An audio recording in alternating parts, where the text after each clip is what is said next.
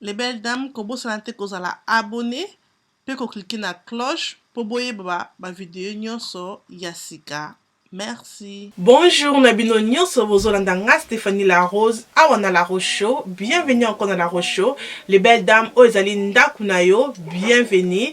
Le Melbino maquillage, Ozali Nango Bona, Elongi Nangai, look, parce que c'est anniversaire Nanga. Nabi, pourquoi pas tout ça la get ready with me, to bonga manga Nabino ensemble, et ça la kat toujours bien. Na koloba mingite, na kotika bino, wana bino moko, Bolanda.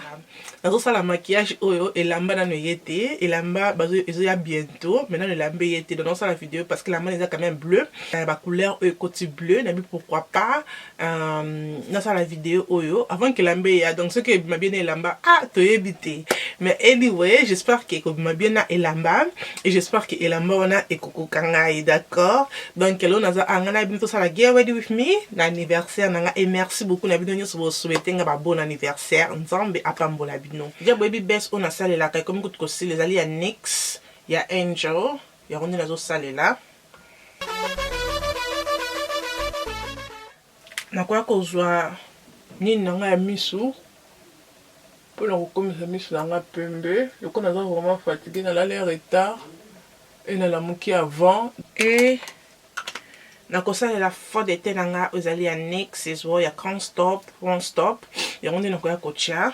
Donc on a ça faut de tenanga très bien avant qu'il n'a pas coulé yango.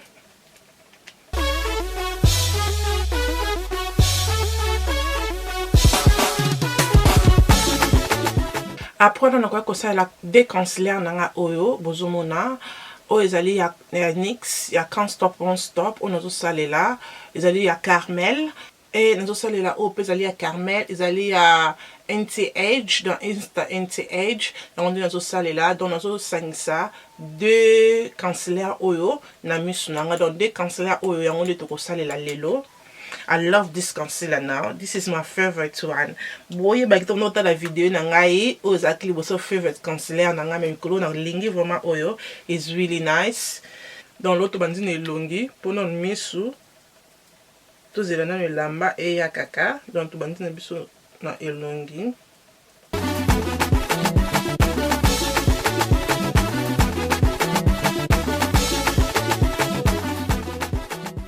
Après na kwa ko bakisa concealer na ozali ya NYX les colo avant qu'il na sangisa.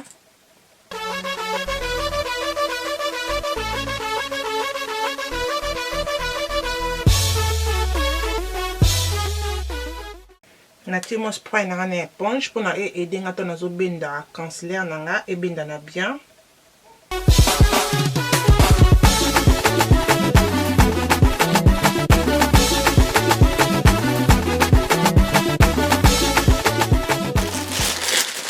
Donc voilà, et la balangé comme dans le waki et la couleur oyo. Et on de toko sale la lelo. Donc ya tozungi na benda maquillage na nga avant que kaoka.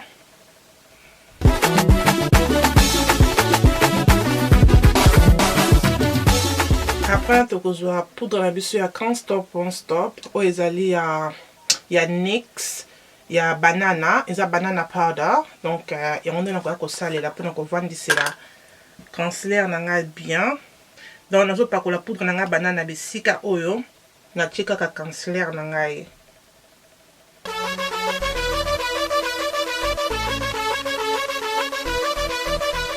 Na moni ke batterie nanga kuna et comme j'ai ko flasher donc so moni ke kati na ko sisa elo nanga na ko cha contouring na contouring nanga na ko sala la CoverGirl Queen donc bobi ke o déjà ni la sala la contouring nanga CoverGirl Queen is my favorite dalinga ngo mingi pe wumela ngai donc so sombi ngo ezala 24 livres mais wumelaka ya ono na ko pakola pona ko sala la contour nanga avant ke kabenga nanga katana.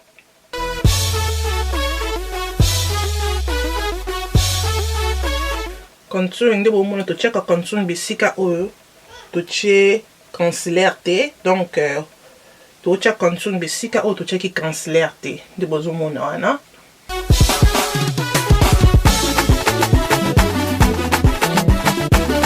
Donc voilà. Après na kosala makiki na ngai, après tant aussi ça makiki na ngai nde na kozongela bino parce que batterie na comme j'ai ko flasher kezo kangama. Donc na sala makiki na ngai, après to kota na misu na biso nde na koya kozongela bino, d'accord? OK, à tout à l'heure. Na sisi kosala makiki na ngai, na kwa ko siko concealer na nga o ezali ya Elegant Pro. Na ko tchango likolo ande bomoni, na zo tchango lokola base. Pona ko vandisa ba couleur na nga o na ko pakola. Et na ko benda on a mis sapi. Donc paraît comme tout ça les yango yo. Na lingango mi ba couleur dango za vraiment très bien. To sala ba bleu oza likolo wana, ya on est to ko sala na palette oyo. To ko banda na couleur na biso oyo ezali ya chocolat, ya on est to ko tsango lokwa couleur na biso ya transition. To ko ya ko sala la couleur na biso o bozomona. Eza na kombo ya Ada, couleur tozo salela. Donc to salela kaka brosse wana ka tozo salela liboso. To changer brosse te. Donc bon monde nazo benda couleur nanga awa na coin pe nazo mata.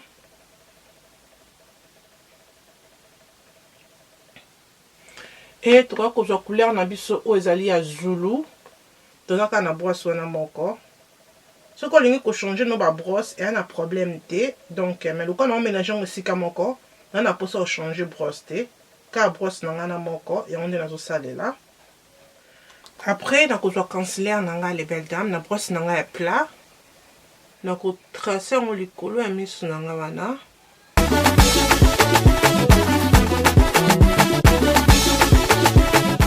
Donc, na tracer en kaka pona épaisse ngai espace pour na couleur nanga ya bleu et na ko couleur nanga o ya bleu.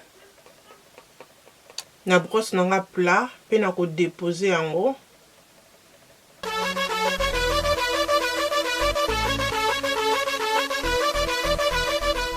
Donc na landi kaka nzela nanga on a tracaki ya on de place na tie couleur nanga ya bleu et na ko brosse nanga na tie le côté na ko benda ba couleur nanga likolo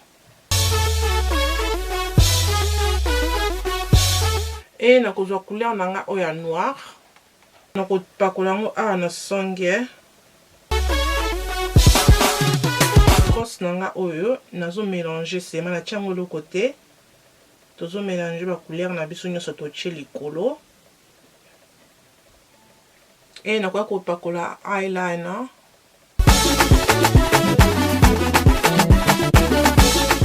Et na kwa ko pakola crayon na ngai na se ya misu ya mwendo.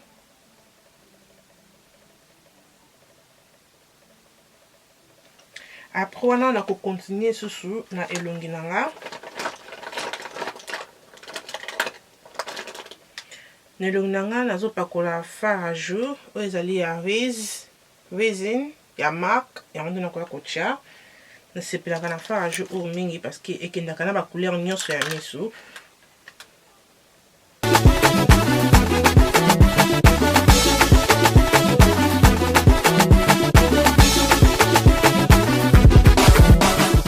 Donc notre asa obo pona esa la ligne claire ba fard à jour donc place contour nanga et sili na place contour nanga et bandi donc bon moni ki to traça bon pona o mona différence ya place contour na yo et sili lipe place contour na yo et bandi les lignes. Donc après wana na ko benda bloko nyonso o na tina elongi nanga na poudre nanga ya marque on a ça les ali numéro NC45.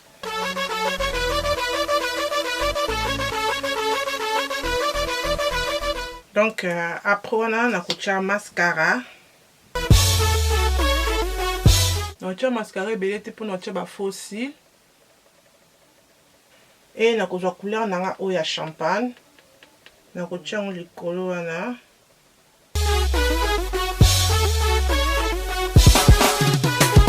Et na ko couleur nanga o ya bleu.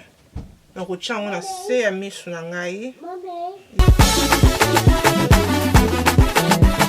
Après, on a couleur dans oya suka, couleur oyo. Après, on a coupé la crème dans ozali à chocolat ya marque.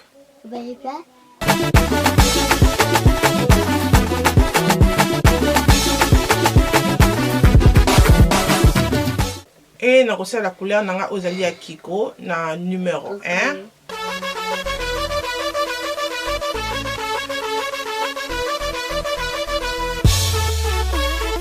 Et na ko pakola ingingiseli nanga ozali ya Color Pop. Yango nde na ko ya kotia ya gold.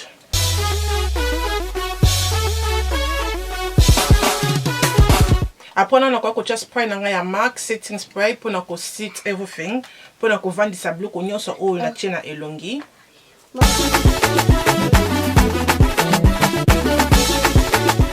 Donc après on a ko tia ba fossile nanga et na tia suki na lati blamba pe na ko zongela bino à tout à l'heure. Et voilà les belles dames, maquillage nanga yango esili de bozomona. Donc maquillage anniversaire nanga comme M soso bimisanga lelo. Donc ndenge na bonga minga na bino yango yo. Donc lamba pe kokinga mais moi munene mukie mais ça va et koki. Donc merci beaucoup nande bozala ki ona bino nyos na kota la vidéo oyo ko vous sentez comment que vidéo oyo et c'est pélicio ko aimer vidéo et ko sala ngai bien ko vous sentez ko zala abonné pe ko la ndanga na de Boss Brothers TV na Sepela TV. Merci na bino so bozala ki wana nzamba pambola bino wana tukutani. À la prochaine, Tinate et Kominatina. Bye.